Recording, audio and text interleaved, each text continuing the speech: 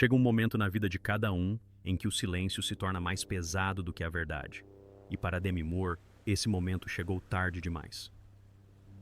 Durante décadas, ela carregou o peso da humilhação da traição e da crueldade silenciosa dos homens que estiveram ao seu lado tanto dentro como fora do ecrã.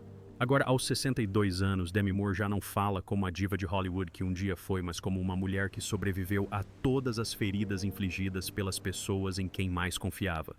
Este livro não é uma celebração da fama, é o doloroso desvendar do verdadeiro preço que essa fama lhe custou. Bruce Willis, a primeira traição.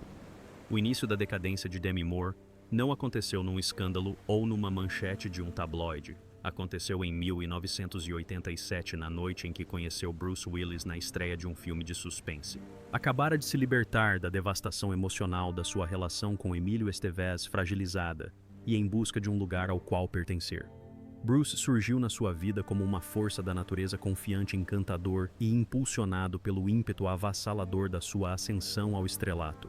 Em poucos meses casaram criando o que parecia ser um conto de fadas moderno. O destemido herói de ação e a atriz sensual e dramática que todos adoravam. Para o mundo eram o casal de ouro de Hollywood. Para Demi foi o início de uma guerra silenciosa que nunca aprendeu a combater. Bruce nunca quis um casamento tradicional. Ele queria uma base estável enquanto procurava a fama sem restrições. Demi acreditava que dar um passo atrás iria preservar a família que construíram juntos. Recusou papéis alguns que mais tarde se tornariam sucessos de bilheteira, concentrando-se em criar as suas 3 filhas e apoiar a carreira de Bruce. Prometeu lealdade, prometeu que a família estava em primeiro lugar, mas a sua ambição contava uma verdade diferente. Passou longos meses a filmar longe de casa, rodeado por rumores de festas privadas e flirts. Rumores que Demi nunca confrontou porque temia que a resposta a destruísse por completo.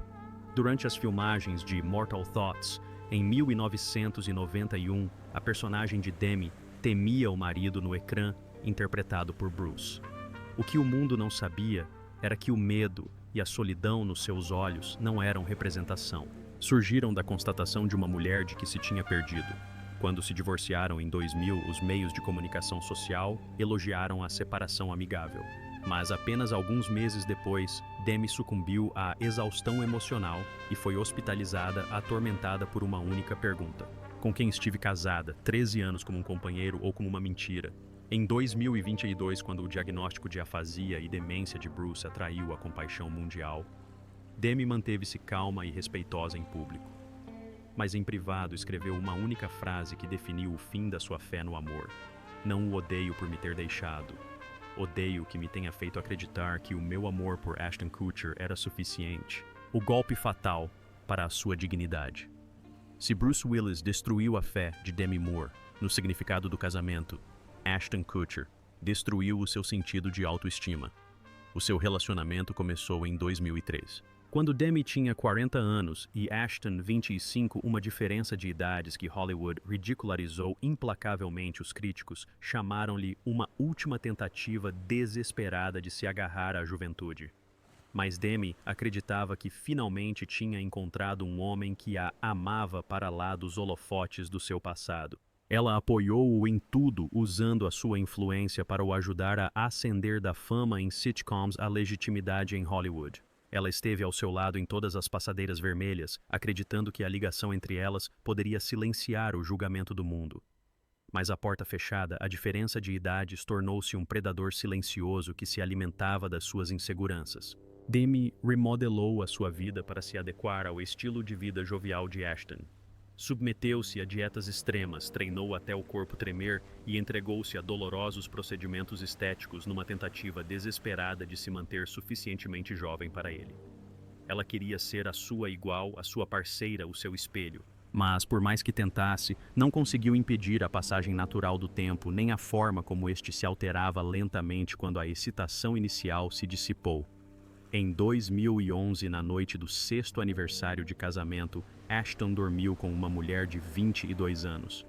Para Demi, a ferida não era apenas a traição, era a confirmação de todos os medos que ela tentara desesperadamente silenciar. 4 meses depois, desmaiou de exaustão emocional e física e foi levada de urgência para o hospital após uma overdose. Tornara-se um fantasma de si mesma, definhando sob a pressão de manter uma versão de juventude que já não conseguia sustentar fisicamente. Mas o momento que a destruiu foi uma única mensagem de texto que encontrou no telemóvel de Ashton. As palavras eram simples, quase casuais, mas a ferida era mais profunda do que qualquer escândalo poderia alguma vez ser. Eras mais nova, fazes-me sentir velha. Esta frase tornou-se a sepultura onde Demi enterrou o último resquício da sua dignidade. Ashton seguiu em frente rapidamente, casou com Mila Kunis, teve filhos e foi recebido de volta por Hollywood como um homem de família reformado. Demi, por sua vez, foi publicamente ridicularizada como uma mulher madura e desprezível. O seu sofrimento transformou-se em entretenimento barato. Anos mais tarde, na sua autobiografia Inside Out, escreveu: "Não odeio que ele me tenha traído. Odeio ter mudado tudo para manter alguém que me deixou como se nunca fosse suficiente." Com Ashton Kutcher. Demi não perdeu apenas um casamento. Perdeu a sua identidade, a sua estabilidade e quase a própria vida. Patrick Swayze, o amante no ecrã, o estranho fora dele. Para milhões de espectadores em todo o mundo, Ghost foi a expressão mais pura de amor que Hollywood já criou. Demi Moore e Patrick Swayze foram imortalizados na famosa cena da cerâmica com uma química tão intensa que o público acreditou que partilhavam um laço profundo na vida real. Mas para Demi Moore, esta ilusão foi apenas mais um capítulo doloroso de uma vida repleta de ilusões que o público confundiu com a verdade. Por detrás das câmeras, o calor e a intimidade que todos elogiavam simplesmente não existiam. Patrick Swayze, que encantou o mundo com o seu carisma e bondade, manteve uma distância fria e profissional da sua colega de elenco. Mesmo antes da estreia do filme, o desentendimento entre ambos já tinha começado. Quando o estúdio organizou uma digressão promocional mundial para os Ghost, Patrick recusou-se a acompanhar Demi. As suas palavras foram diretas e carregadas de julgamento. "Não me dou bem com ela. Ela é muito emotiva." A declaração espalhou-se por Hollywood como fogo em palha seca, rotulando Demi com um novo estigma emocionalmente difícil. Foi uma mancha que a acompanharia durante anos. Pior ainda, reforçou um estereótipo antigo que a indústria adorava usar como arma. Uma atriz forte era um problema, enquanto um ator exigente era simplesmente um profissional. Demi tentou entrar em contato após o enorme sucesso do filme na esperança de construir uma amizade baseada na conquista partilhada, mas Patrick não respondeu às cartas. Dela não retornou às chamadas e evitou momentos que poderiam ter humanizado a relação entre ambos. Depois veio a entrevista em 1992. Quando questionado sobre Demi Moore, Patrick esboçou um sorriso irônico e disse: "Trabalhávamos bem em cena, mas fora dela não havia nada para conversar." É isso. Para Demi, isto não foi apenas indiferença, foi apagamento. Ela tinha apresentado uma das performances mais vulneráveis da sua carreira. No entanto, o homem com quem contracenou na sua cena mais icônica tratou-a como nada mais do que uma conveniência profissional. Sentia-se invisível, como se nunca tivesse existido na memória de alguém que o mundo acreditava ser a sua alma gêmea no ecrã. Quando Patrick Swayze morreu em 2009 após uma luta contra o cancro, Demi não prestou uma homenagem pública. Em vez disso, enviou flores discretamente. No seu diário, escreveu apenas uma linha: "A cena mais bonita da minha vida foi partilhada com alguém que nunca me viu como pessoa." Com Patrick Swayze, Demi não perdeu um amigo. Ela perdeu a ilusão reconfortante de que a química artística significava verdade emocional. Tom Cruise, o herói em frente às câmeras, o juiz nos bastidores. Em 1992, Demi Moore assumiu um dos papéis mais exigentes da sua carreira, o da tenente Joanne Galloway, em Questão de Honra. Ao posicionar-se entre Jack Nicholson e Tom Cruise, duas das forças mais dominantes de Hollywood, ela sabia que tinha de lutar mais do que qualquer outra pessoa para provar que merecia o seu lugar naquele set de filmagens. O que ela não esperava era que um dos seus colegas de elenco se tornasse mais um juiz silencioso na sua vida. Tom Cruise era completamente diferente de Patrick Swayze. Não era frio por ego ou rivalidade. Era frio porque era assim que agia. Vivia pela precisão, disciplina e controlo absoluto. Para ele, cada minuto no set era um teste de profissionalismo e avaliava todos os que o rodeavam com uma escala invisível que ninguém além dele conseguia ver. Demi tentava quebrar o gelo e encontrar qualquer momento de camaradagem, mas Tom mantinha uma distância rígida, quase clínica. Sem contato visual, fora das cenas, sem refeição partilhada, sem conversa casual. Nunca foi incluída, nunca acolhida, nunca reconhecida para além do que estava no guião. Após o término das filmagens, Tom desapareceu da vida dela como se nunca tivessem trabalhado juntos. Demi só questionou isso numa entrevista em 1994. Falando de forma geral sobre colegas de elenco femininas, Tom afirmou: algumas pessoas esforçam-se demasiado para provar que são fortes.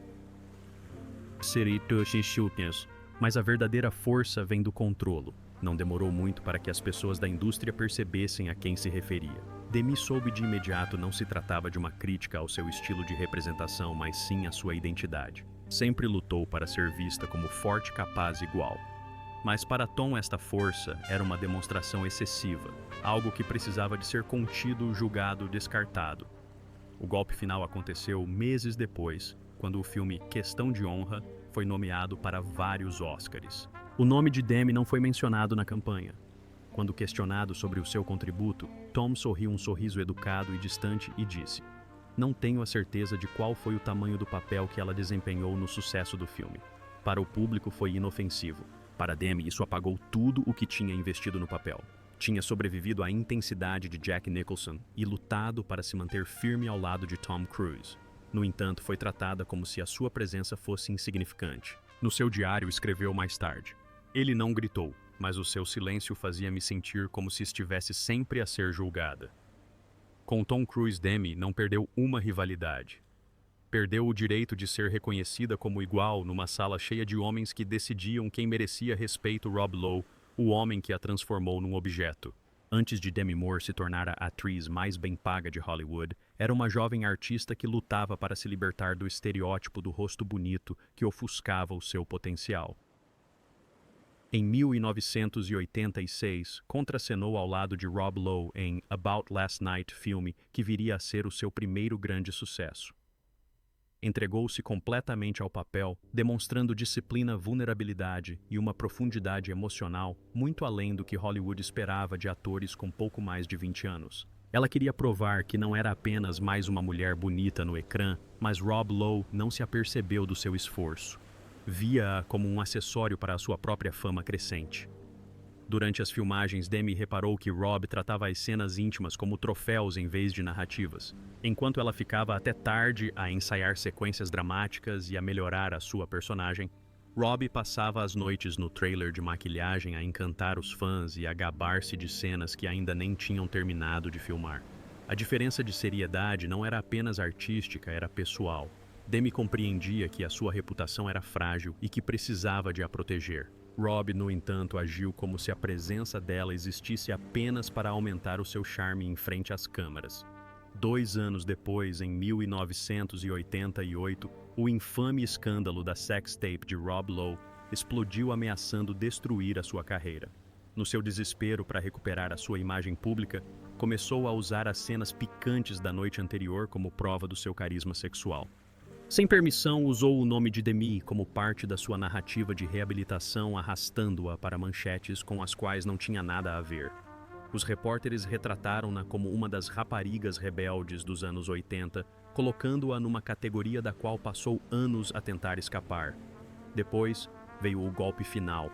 Durante uma entrevista na televisão nacional, Rob disse que Demi era a co-estrela ideal, porque ela deixava-te sempre de bom humor. À primeira vista, soou como uma brincadeira ou um elogio, mas a mensagem implícita era devastadora. Reduziu toda a sua contribuição para o filme e toda a sua identidade como atriz, a capacidade de despertar excitação masculina. Para Demi Moore, que lutou desesperadamente por respeito numa indústria dominada por homens, o comentário soou como um atentado público contra a sua dignidade. "Não filmei cenas de amor para excitar ninguém", escreveu mais tarde. Mas algumas pessoas só veem uma mulher como um objeto no momento em que entra em cena. Rob Lowe recuperou do escândalo e reinventou-se. Demi, por outro lado, passou anos a arrastar-se para fora das sombras projetadas por uma reputação que nunca aceitou carregar. Com Rob Lowe, ela não perdeu um colega. Perdeu o direito de ser levada a sério durante uma década inteira da sua vida. O colapso e o renascimento de Demi Moore. Quando a quinta traição se instalou na sua memória, Demi Moore já não era a mulher que Hollywood um dia idolatrou. Cada um destes homens lhe tinha tirado algo. Bruce Willis destruiu a sua crença de que o amor podia ser seguro. Ashton Kutcher despedaçou a sua dignidade e deixou-a a questionar-se a si própria. Patrick Swayze dissipou a ilusão de companheirismo na arte, provando que a química em cena podia mascarar a indiferença por detrás da mesma.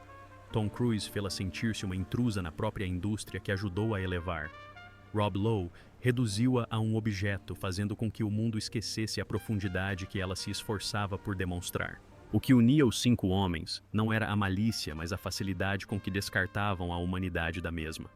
Em 2012, o peso acumulado destas feridas levou Demi ao limite. A overdose que a levou ao hospital não foi resultado de descuido. Foi o colapso de uma mulher que passou décadas a tentar corresponder a expectativas que nenhum ser humano conseguiria superar. Viveu demasiado tempo carregando reputações que não eram as suas e lutou demasiado para ser notada enquanto era constantemente diminuída. Para o mundo, ela ainda parecia glamourosa, elegante e admirada. Mas por dentro, ela estava a afogar-se. A recuperação não veio com aplausos ou um regresso triunfal aos holofotes. Veio lenta, dolorosa e silenciosamente. Tudo começou com as suas filhas que lhe ofereceram uma base sólida que a fama nunca poderia proporcionar.